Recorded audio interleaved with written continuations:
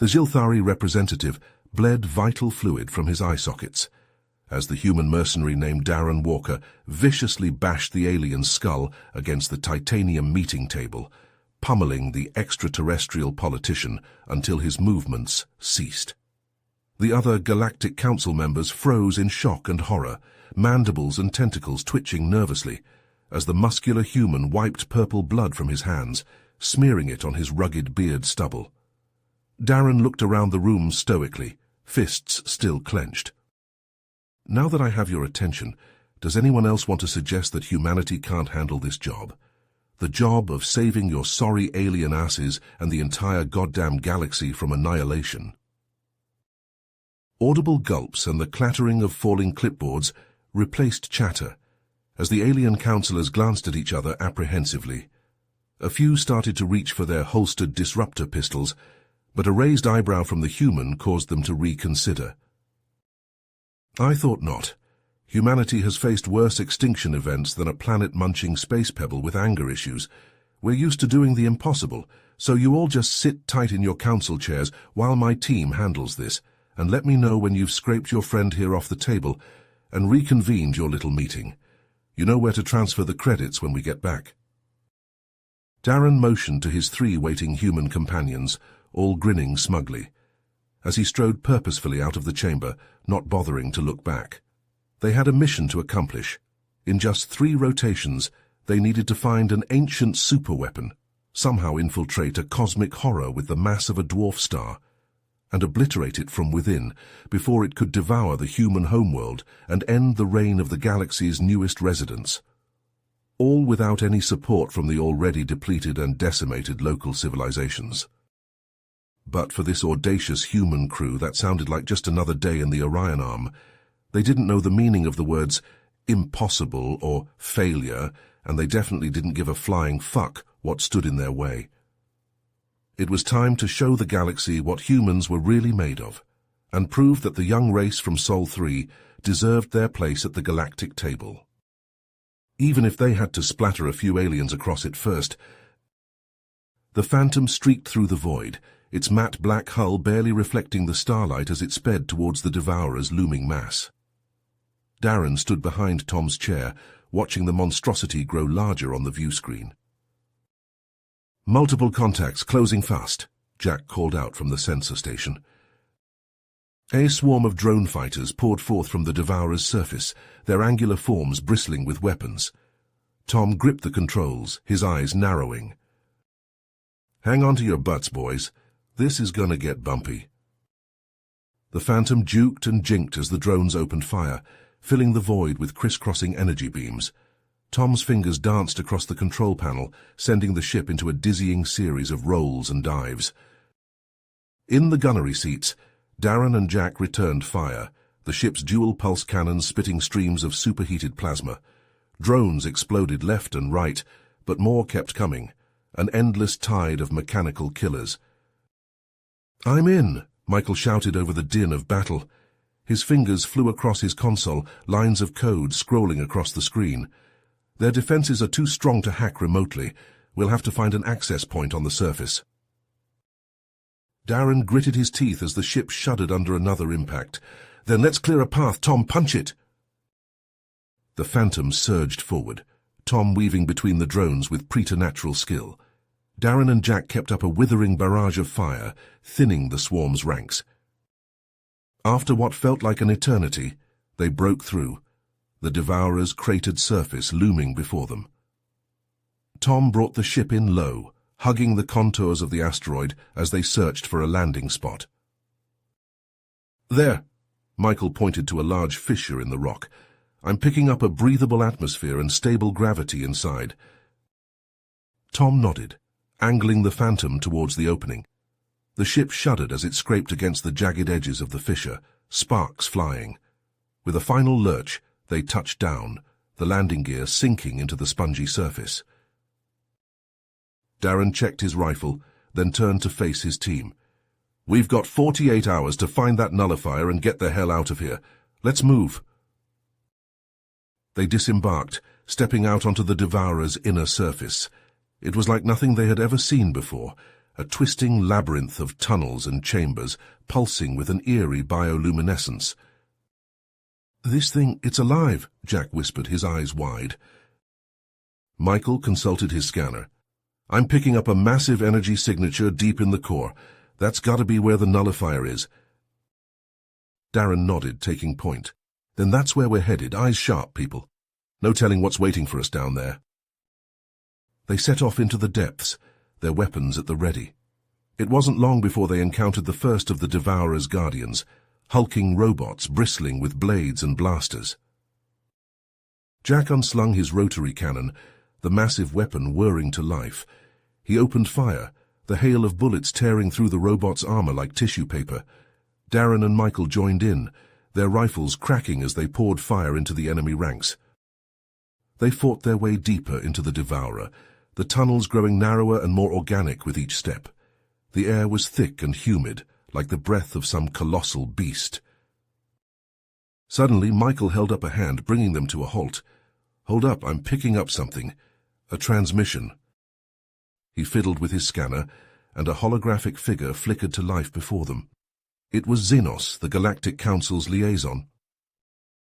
"Darren, thank the stars I got through to you. The Andorians have dispatched a fleet to intercept the Devourer, but they won't arrive in time. You're our only hope now." Darren's jaw tightened. "We'll get it done, Xenos. One way or another, we'll stop this thing." The hologram winked out and the team exchanged grim looks. The stakes had just gotten even higher. The fate of Earth and the galaxy rested on their shoulders. But they were humans. They didn't back down from a fight, no matter the odds. They would find the nullifier and they would end the Devourer's reign of terror. Failure was not an option. As they ventured further into the Devourer's winding tunnels, the air grew thicker, and the walls seemed to pulse with an eerie, organic rhythm. Suddenly, a flicker of movement caught Darren's eye. He raised his rifle, preparing for another robotic onslaught, but instead a group of haggard, emaciated aliens emerged from the shadows. Their leader, an ancient-looking being with translucent skin and milky eyes, stepped forward. "I am Zorax of the Zephyrians. We have been trapped within this infernal machine for centuries, scavenging its technology to survive." Darren lowered his weapon cautiously. "The Zephyrians? I thought your kind was lost long ago." Zorax nodded solemnly. "We were consumed by the Devourer, but we have endured. Listen carefully, human. The nullifier you seek is not a weapon, but a key component of the Devourer's control system. Removing it could destabilize the entire structure." Michael's eyes widened. "So if we destroy the nullifier, we could be making things worse?" The Devourer is an ancient weapon, designed to combat a threat even greater than itself. Destroying the nullifier could unleash that threat upon the galaxy once more, Zorax warned.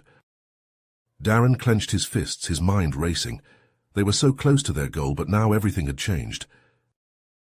"We can't let that happen. There has to be another way," he growled. Michael snapped his fingers. "What if we could reprogram the Devourer, use its own systems against it?" Zorax's eyes narrowed. "It is possible, but you would need to access the central processing unit. It is guarded by the Devourer's most powerful defenses." Darren's jaw tightened. "Then that's where we're going. Zorax, can you guide us?" The elder Zephyrian nodded. "I will do what I can, but be warned, the path ahead is treacherous." They set off once more, Zorax leading the way through the twisting labyrinth of the Devourer's innards. The defenses grew thicker as they approached the core, waves of robotic guardians crashing against them like a relentless tide. Jack cried out as a searing energy beam lanced through his shoulder, the smell of charred flesh filling the air. He stumbled, his rotary cannon clattering to the ground. Darren caught him, his face grim.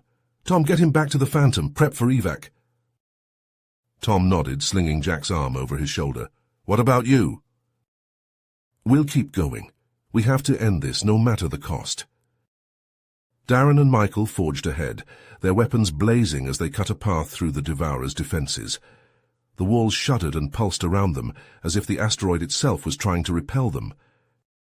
Finally, they reached the central chamber, a vast pulsating space dominated by a towering spire of alien technology. The CPU. We made it, Michael breathed, his face slick with sweat. Zorax hurried to the console, his fingers flying across the alien controls. I am initiating the reprogramming sequence. It will take time. Darren took up a defensive position, his rifle trained on the entrance. We'll hold them off. Do what you have to do. The chamber shook as a massive energy surge tore through the Devourer's systems. Consoles exploded in showers of sparks, and the walls began to crack and splinter. The surge is destabilizing the CPU. If we don't contain it, the entire asteroid could explode, Zorax shouted over the chaos. Darren gritted his teeth, his mind racing. They were out of time and out of options.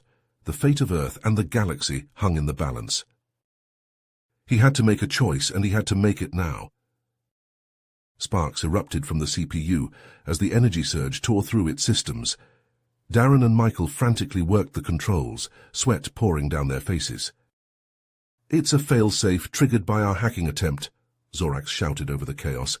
We need to shut it down manually. Michael stepped forward. I'll go. Darren shook his head. No, I've got this. I'm the only one who can handle the conditions near that thing. He grabbed a pack of tools and sprinted out of the chamber, navigating the treacherous maze of corridors. Robotic drones swarmed him, their blasters searing the air. Darren ducked and weaved, his rifle cracking as he returned fire. The fail-safe device pulsed with malevolent energy at the end of a long chamber, protected by a shimmering force field. Darren ripped components from a fallen drone, his fingers flying as he jury-rigged a device. With a shout, he hurled it at the force field. The device stuck, beeping frantically, then exploded in a blinding flash. The force field flickered and died. Darren lunged forward, slamming the override switch on the fail-safe. The orb flared, then went dark. He had only a moment to feel triumph before the world went white. Back in the CPU chamber, Michael and Zorax completed their desperate reprogramming. The Devourer shuddered, its course altering, veering away from Earth. We did it, Michael breathed. He hit the comm. Tom, it worked. Where's Darren? Tom's voice crackled with urgency. Michael swallowed hard. He went to disable the fail-safe. We lost contact. There was a long pause. Then Tom's voice, hard as steel. I'm not leaving him. Send me his last location. Guided by Zorax, they found the collapsed chamber. Rubble and twisted metal blocked the entrance. They dug frantically, moving rock and debris, ignoring their bleeding hands. Minutes dragged by. Hope faded with each passing second, then a faint tapping. There! They redoubled their efforts. A slab shifted, revealing a battered hand clutching a piece of metal. Darren alive. As they pulled his broken body from the rubble, the Devourer convulsed around them, its deadly course diverted. But the battle was far from over.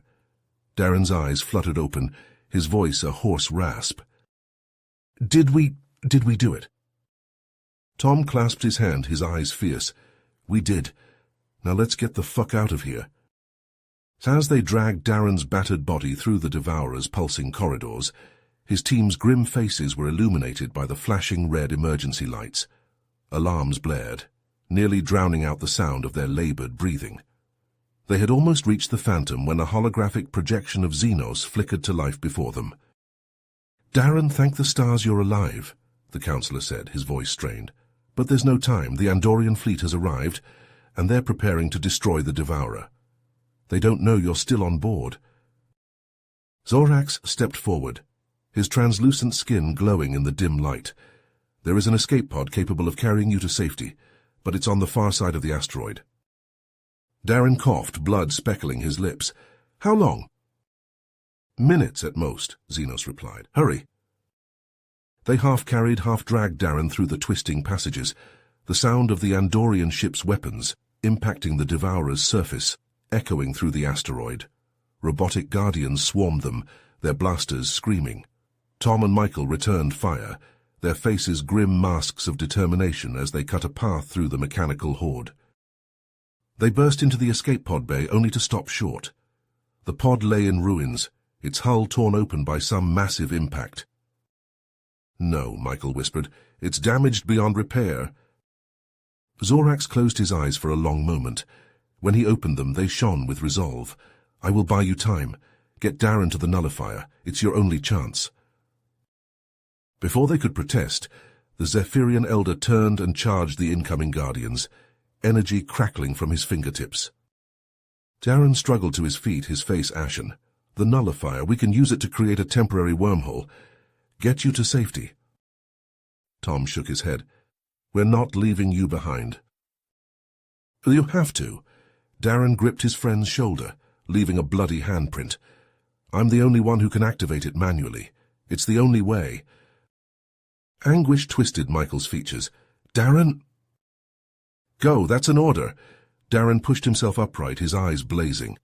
I'll find another way off this rock, I promise. One by one, they clasped forearms with their leader, their brother. No more words were needed.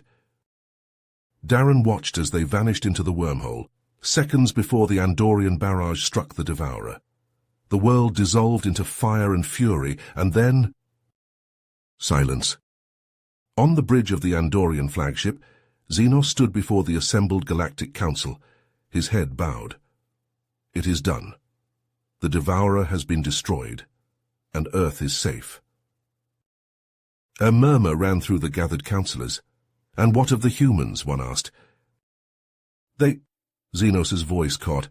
They did not survive.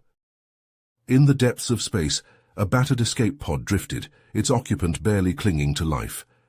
Darren stared out at the stars, his vision blurring.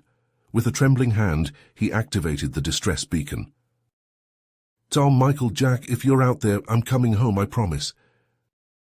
He let his eyes drift closed, the pod carrying him into the void towards an uncertain future. You have reached the end of the story. If you enjoyed this story and want to support us, please leave a like and subscribe to our channel, and for every comment that says 88, I will heart every single one of them. Thank you for your time.